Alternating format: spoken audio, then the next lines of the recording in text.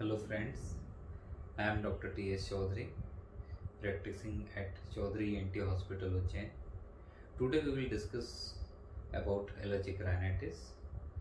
What is allergic rhinitis?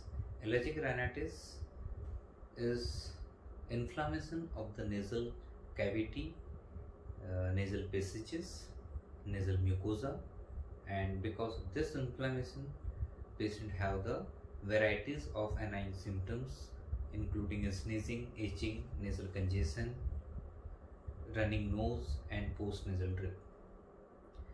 Few episodes of rhinitis are usually caused by respiratory tract infections with viruses such as the common cold.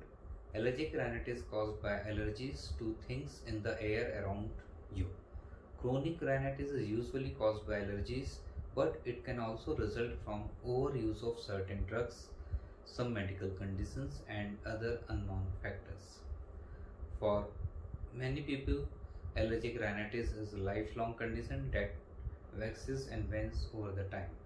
Fortunately, symptoms can usually be controlled with a combination of environmental measures, medications, and immunotherapy.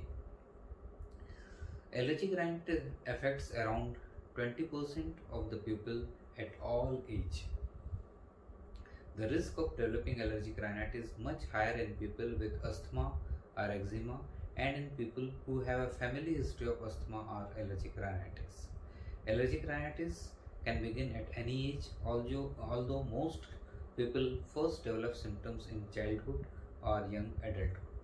The symptoms are often most severe in children and in people in their 30s and 40s.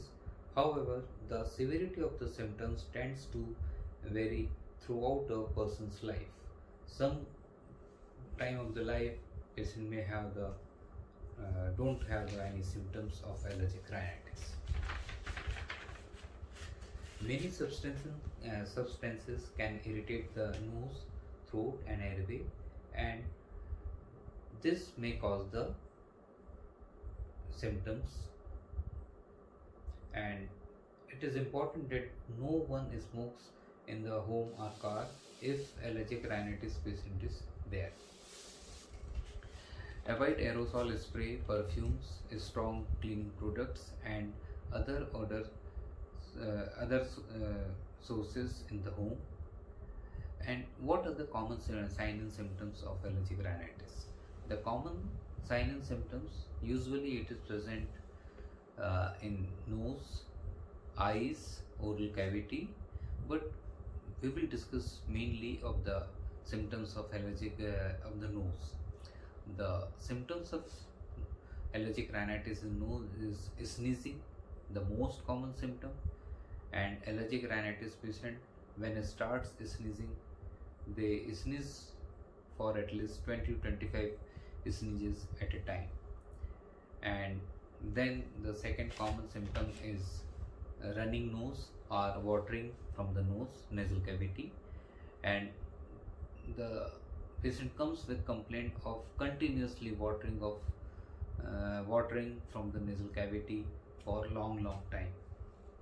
Then the third common symptom of allergic rhinitis is itching over the nose, around the nose, and then fourth common symptom is blocking sensation of the nose or blocking of the nose, and then other uncommon symptoms like headache may be present in allergic rhinitis. So when we examine the patient of allergic rhinitis, what we see in patients of allergic rhinitis? When we see the nasal cavity, when we examine the nasal cavity with our nasal speculum, we see that nasal mucosa is pale in color and it looks like it is hypertrophied or turbinates are hypertrophied, and because of this hypertrophy, nasal cavity is blocked, and even we can see the collection of secretions in the nasal cavity. Then in some severe cases of allergic rhinitis, we may see the polyps inside the nose, and these polyps may block the nasal cavity, and patient may come with the blocking of the nasal cavity or mouth breathing. So these signs we see when we examine the nasal cavity of the allergic rhinitis patients. Then how we diagnose the allergic rhinitis? We can diagnose by doing examination, physical examination. As I talked earlier about what are the signs, this signs will be seen in patients. Then other methods of diagnosing allergic rhinitis by certain lab tests, like we can see the eosinophil count, it is raised usually in cases of allergic rhinitis. Then we can see IgE level, it is again raised in cases of allergic rhinitis. And one important test is there to diagnose it, is the allergic rhinitis, the allergic skin prick test, in which we inject the allergens over the skin and see the reactions of the allergen, and then we diagnose that patient having the allergic rhinitis because of this allergen and that allergen. Other tests are also there by which by the serum we see the what are the allergens, but more precisely and more accurately we can notice the allergens, or we can diagnose the allergen by a skin prick test. It is a gold standard skin prick test for allergic rhinitis. What causes the allergic rhinitis? Caused by nasal reactions to small airborne particles called allergens. Allergens means substances that provoke an allergic reaction. In some patients, these particles also cause reactions in the lungs, and if problem in the lungs, then asthma, patient may have the asthma, and in eye, patient may have the allergic conjunctivitis. The allergic reaction results from activation of two types of inflammatory cells in the body, called mast cells and basophils. These cells produce natural chemicals such as histamine, and this histamine causes the symptoms such as nasal congestion, itching, sneezing, and running nose. Seasonal versus perennial allergic rhinitis. Allergic rhinitis can be seasonal, occurring during the specific seasons, or perennial means occurring all year around. So the allergens that most commonly causes the seasonal allergic rhinitis include pollens from the trees, grasses, and weeds, and the allergens that most commonly causes the perennial allergic rhinitis are dust mites, cockroaches, animal denders, and fungi or molds. Excuse me. Perennial allergic rhinitis tends to be more difficult to treat.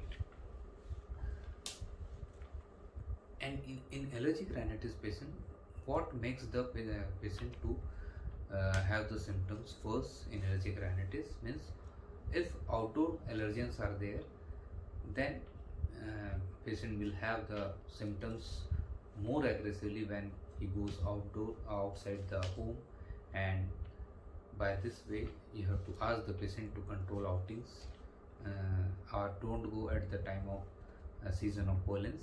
So we can advise this type of things to the patient. But how we treat the patient of allergic rhinitis? This is very important, how to treat the patient of allergic rhinitis. And in a simple way, we can say that in mild cases of allergic rhinitis, we may only need the antihistaminic drugs like levocetirizine or fexofenadine. These are the newer antihistaminic drugs which controls the allergic rhinitic symptoms like itching, running nose, and up to some extent nasal congestion also. But in cases, in severe cases, we have to take advantage of corticosteroids, either systemic corticosteroids for some time, like 10 to 15 days, then we have to switch over to the topical nasal corticosteroids. So if we use the systemic corticosteroids in allergic rhinitis patients, if they have the severe symptoms of nasal blockage, running nose, then we should know that we have to taper the doses of systemic corticosteroid during the time period, and then switch over to the nasal, intranasal topical corticosteroid, because this topical corticosteroid sprays give the very good results in cases of allergic rhinitis, and up to some extent we can say that in mild to moderate cases of allergic rhinitis can be kept symptom free over the by use of the intranasal corticosteroid nasal spray. But in severe cases we have to take advantage of antihistaminic oral drugs as well as the intranasal corticosteroids. So what corticosteroids we use nowadays? We usually use the fluticasone furoate, mometasone, and in this the molecule fluticasone furoate is very good. In my personal experience, I can say that it covers usually all the symptoms of allergic rhinitis very nicely, and patient becomes symptom free. And I can say that around 50% of my patients are on fluticasone furoate intranasal corticosteroid, controlling the symptoms very nicely. Then in severe cases are the patients who have the symptoms all around the year, we can go for the skin prick allergy test and identifying the allergens what are causing the problem to the patient, and according to the allergens we can plan for the immunotherapy. If we are talking of immunotherapy, so what type of immunotherapy we are using nowadays? Nowadays we are using sublingual immunotherapy. Earlier we are using the subcutaneous injections of immunotherapy, but nowadays sublingual immunotherapy is available and it has got very good results. Like 70 to 80% patient becomes symptom free with use of immunotherapy. So this immunotherapy gives very good results in severe cases or in perennial allergic rhinitis patients, and patient becomes symptom free with use of immunotherapy for at least 4 to 5 months. And at least we can say that by using the immunotherapy, patient becomes symptom free for a long time, like it becomes symptom free for at least 3 to 4 years. Then again we have to repeat the immunotherapy. But in severe cases of allergic rhinitis in which nasal blockage is there, we have to examine the patient for nasal polyps, and we can go for the further investigations like CT scanning of the paranasal sinuses. And if we go further for CT scanning of paranasal sinuses, and if we see the polyps in the nasal cavity or retained secretions in the nasal cavity, then we have to go for surgery of this nasal polyps, and this surgery is called functional endoscopic sinus surgery. In this functional endoscopic sinus surgery, we remove all the polyps from the excuse me, nasal cavity and paranasal sinuses, and we make the ostia of the sinuses more broader than earlier, and by this way we remove the disease. And for after doing surgery, we again switch on to the antihistaminic and intranasal corticosteroid therapy. So by this way we manage the